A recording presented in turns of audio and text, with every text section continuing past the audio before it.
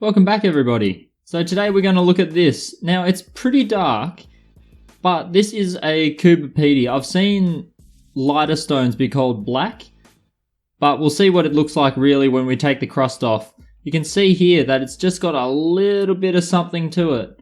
It's got some really bright flashy green and blue in that edge. You can see it a little bit on this front edge here. If we move it over here, there's not a lot happening on that side.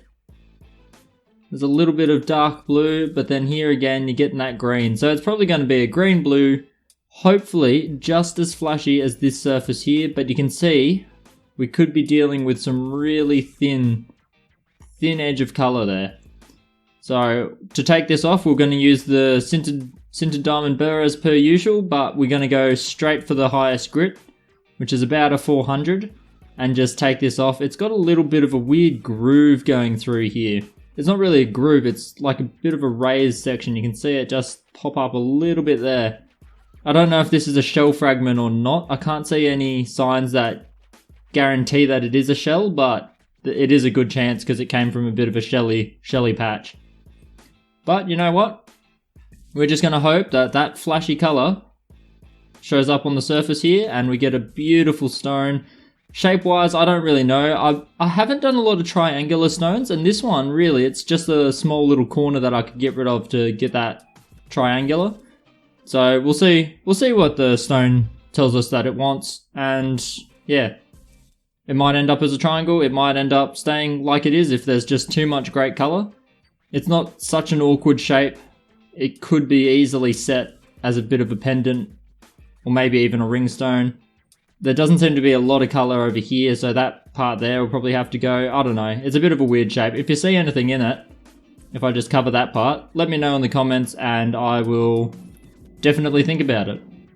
Hopefully I haven't shaped it to anything and I can still take that on board. But if I have shaped it, then you guys probably just thought of a better one and I'll just be kicking myself. But let's move on and get it started.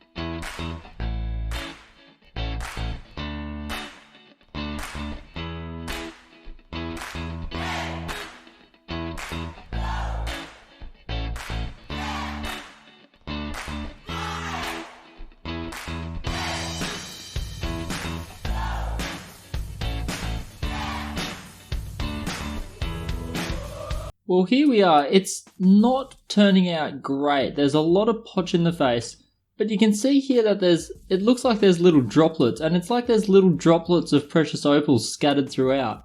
So on the right angle, it actually does look pretty cool, but it's just not clearing up quite well. You can see there that there's quite a bit of potch just patchy all over the surface. Now, the bar does go down a little bit deeper, so we are going to keep going. But what I want to do is take this opportunity to test something that Mike sent through recently in one of his parcels, and that is this. So this is the lowest grit Nova point that is actually made from memory. It's a 60 grit green, whereas I typically use my sintered diamonds and then I switch over to this 280 grit. But this green is so much coarser, you can actually see all the little diamond grains within it. See those little black, bronzy kind of spots in the green? They are quite large. That's a bit of an air bubble. So it's quite an aggressive grit, and I'm going to see how this compares to this 280, but also how it compares to the Sintered Diamond High Grit, which is about a 400. So we'll do that, because this stone isn't a gem by any means. It's far from it, in fact. It's quite directional, it's quite patchy with a lot of potch in the face. But we'll take the opportunity to test out this. I don't mind if we find that it is really aggressive and cuts through, though I do like the smattering looking effect. It's kind of weird, I don't see that very often. So yeah, we'll just see how this low grit Nova goes. I've never used the 60. I've only ever gone from 280 up. So yeah, let's test it and see how it goes.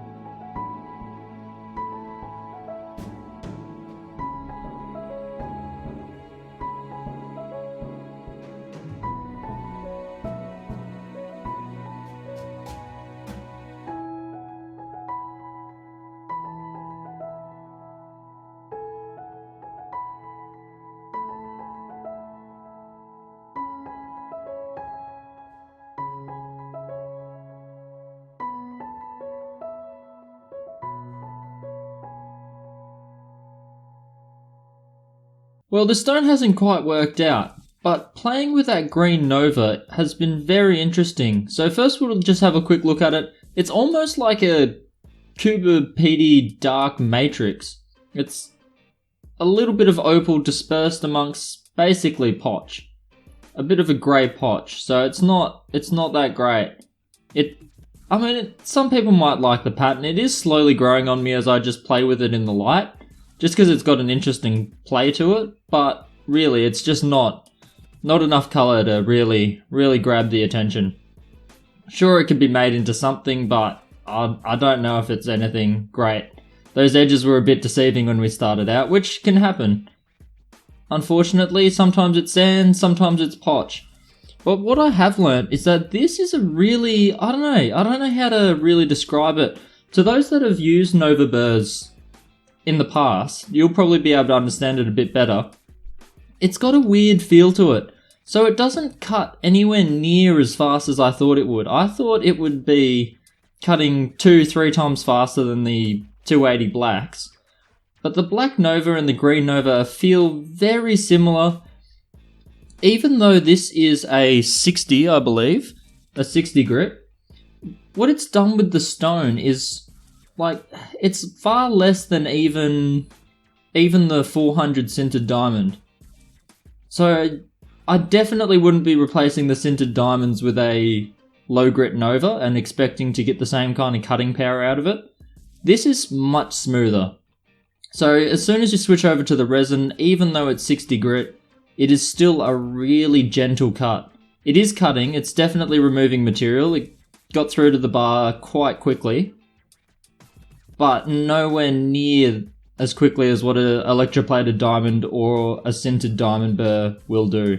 That hard surface really cuts down deep and fast. You can see in the right directions, you can see grooves that look like they are done by 60 grit diamond. I mean, they might be a little bit softer. If you had 60 grit, a hard diamond wheel or something, it would leave cuts far deeper than this. It would leave absolute gouges. So it's still fairly gentle for a 60 grit. I was expecting much more out of it. But it does cut a little bit quicker than the 280. But it's really marginal. It's not even a 2 times faster. It's like a 10% faster maybe.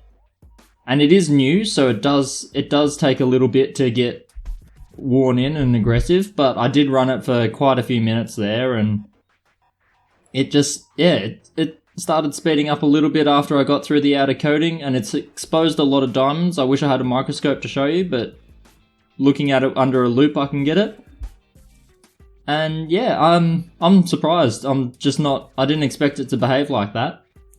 But that is what it is. I think it might be really useful for the fire agate stuff, so I'll give that a crack.